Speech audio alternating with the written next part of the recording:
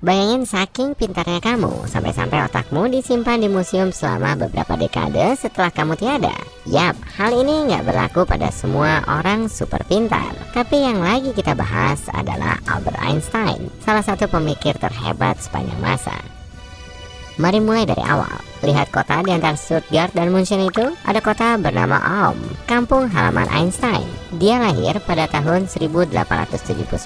Itu adalah tahun yang sama ketika Thomas Edison mencoba bola lampu listrik praktis pertamanya. Dan tahun ketika 3 pemenang hadiah Nobel lainnya lahir. Kata orang, pasti ada sesuatu di tahun itu yang menciptakan orang-orang jenius di seluruh dunia. Tapi Einstein nggak selalu dianggap jenius. Bahkan orang tuanya mencemaskan kemampuan belajarnya saat dia masih kecil. Sampai berumur 5 tahun, Einstein belum bisa membuat kalimat lengkap. Butuh waktu lebih lama sebelum dia mulai bicara dengan jelas. Namun, dia adalah anak kecil yang selalu terpesona dengan dunia dan detail tentang cara kerja berbagai hal. Pada usia 5 tahun, hal besar lain juga terjadi padanya. Suatu hari, ayahnya memberinya kompas untuk dimainkan. Itulah kali pertama Einstein kecil melihat benda seperti itu. Dan dia menjadi sangat tertarik. Dia sangat terkejut terutama saat melihat bagaimana jarum kompasnya selalu mengarah ke magnet utara bumi. Dalam autobiografinya, Einstein menulis bahwa ketertarikannya pada kompas membuatnya bertanya-tanya apa mungkin ada kekuatan tak terlihat di dunia ini. Dia mengingatnya sebagai momen yang sangat penting dalam pilihan karirnya di kemudian hari. Pada usia 15 tahun, Einstein sudah menguasai kalkulus diferensial dan integral. Kalau kamu kayak aku dan nggak tahu apa itu, anggap aja itu ada hubungannya dengan perhitungan panjang, luas, volume, dan kecepatan. Saat itu, remaja laki-laki ini mulai menunjukkan kejeniusannya di beberapa bidang ilmu. Namun, kesulitan di bidang lain, seperti pelajaran bahasa. Dia nggak terlalu suka sekolah dan sering digambarkan punya kepribadian kuat dan nggak ramah. Seorang guru karena bosan dengan amukan Einstein bahkan mengatakan dia nggak bakal jadi apa-apa. Nah, salah besar kan? Ketidakmampuannya untuk menyesuaikan diri di sekolah membuat Einstein putus sekolah pada usia 15 tahun. Langkah berikutnya adalah Swiss, tempat dia mendaftar ke Institut Teknologi Federal Swiss yang bergengsi. Dia mencoba masuk 2 kali. Pertama, dia gagal dalam ujian masuk. Dia mengerjakan soal ujian masuk matematika dan fisika dengan baik, tapi sangat buruk dalam bahasa, zoologi, dan botani. Masalah lainnya, ujiannya dalam bahasa Prancis. Dia melanjutkan studi sekolah menengahnya dan nilai sekolahnya yang mengejutkan itulah yang membuatnya masuk ke institut tadi. Dia masuk dalam program pengajaran 4 tahun bidang matematika dan fisika. Tahun-tahun ini terbukti sangat membentuk karir dan kejeniusan Einstein. Di sanalah dia bertemu calon istrinya, Mileva Maric, satu-satunya siswi di kelas fisikanya. Pada tahun 1900, Einstein lulus dan meraih diploma di kedua mata pelajaran tersebut. Einstein lah yang berkata, kalau kamu tidak bisa menjelaskannya secara sederhana, kamu belum cukup memahaminya. Baginya, kemampuan menjelaskan mata pelajaran rumit dengan cara sederhana adalah dasar dari pengajaran. Itu sebabnya dia mencoba menjadi guru di awal karirnya.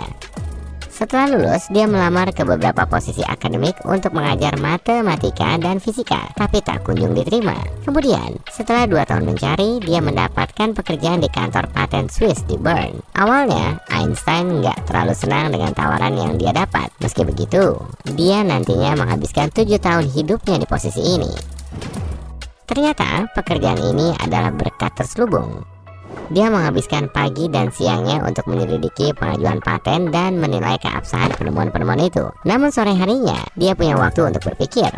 Pekerjaan itu nggak terlalu menuntut kecerdasan dan ini memungkinkan Einstein mendedikasikan waktu luangnya untuk apa yang dia sukai, yaitu meneliti fisika. Dan saat itulah segalanya mulai berubah bagi sang jenius paling terkenal di dunia ini. Suatu malam di musim semi tahun 1905, Einstein baru saja menyelesaikan jam kerjanya di kantor paten. Dia absen keluar dan naik tram pulang. Di tram itu, terjadi sesuatu yang sepenuhnya mengubah cara dia melihat cara kerja alam semesta di sekitarnya. Dia menatap keluar jendela tram. Tanpa sadar, menatap menara jam di pusat kota Bern. Saat tram itu bergerak, dia membayangkan apa yang akan terjadi jika gerbong tram ini bergerak dengan kecepatan cahaya. Dia menyadari bahwa jika dia melakukan perjalanan dengan kecepatan 300.000 km per detik, jarum jam itu akan tampak diam. Pada saat yang sama, Einstein tahu bahwa di menara jarum jam itu akan bergerak dengan kecepatan normalnya. Tapi dari sudut pandang orang yang bergerak dengan kecepatan cahaya, waktu akan melambat hingga hampir berhenti total. Pemikiran ini membuat Einstein benar-benar terpesona. Dia mengerti bahwa makin cepat kita bergerak melalui ruang, makin lambat kita bergerak melalui waktu. Petunjuk pertama ini membuat Einstein percaya bahwa waktu mungkin bersifat relatif. Dengan kata lain, waktu akan selalu bergantung pada pengalaman sang pengamat. 1905 adalah tahun keajaiban Einstein. Tahun itu, dia menerbitkan 4 makalah yang nantinya akan diterbitkan dan mengubah cara manusia memahami alam semesta. Di antara makalah tahun 1905 yang dia terbitkan, terdapat teori yang membuatnya terkenal di dunia, alias teori relativitas khusus Einstein. Dan semua itu dimulai dari perjalanan pulang naik tram. Oh, dan aku yakin kamu pasti tahu tentang rumus terkenal makalah Einstein ini di sekolah. E sama dengan mc2, yang pada dasarnya berarti energi sama dengan massa dikalikan kecepatan cahaya kuadrat. Kalau kamu merasa bingung, tenang aja.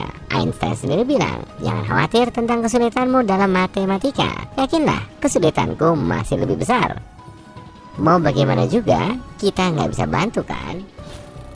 Pada tahun 1921, Einstein dianugerahi hadiah Nobel untuk teori cahayanya, tapi bukan untuk teori relativitasnya.